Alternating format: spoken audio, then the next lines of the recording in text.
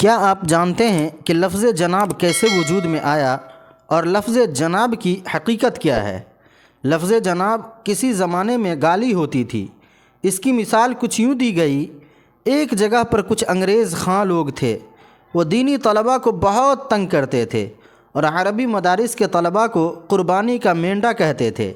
غرض کبھی کچھ کہتے تھے۔ ایک دن سب طلباء نے طے کیا کہ انگریزی خاں لوگوں کے لیے کوئی ایسا لفظ بنائیں جن میں ان کی ساری صفات آ جائیں۔ غور کیا گیا تو 4 باتیں مشترک تھیں۔ پہلی یہ کہ یہ لوگ بڑے جاہل تھے، دوسری یہ نالائق تھے، تیسری احمق تھے اور چوتھی بے وقوف تھے۔ اس کے بعد طے پایا کہ چاروں صفات کے پہلے حرف کو لے کر ایک لفظ بنایا جائے اور پھر جاہل سے جیم لیا، نالائق سے نون، احمق سے الف اور بے وقوف سے با۔ لفظ بن گیا جناب۔ اس کے بعد طلباء نے ہر انگریزی خاں کو جناب کہنا شروع کر دیا۔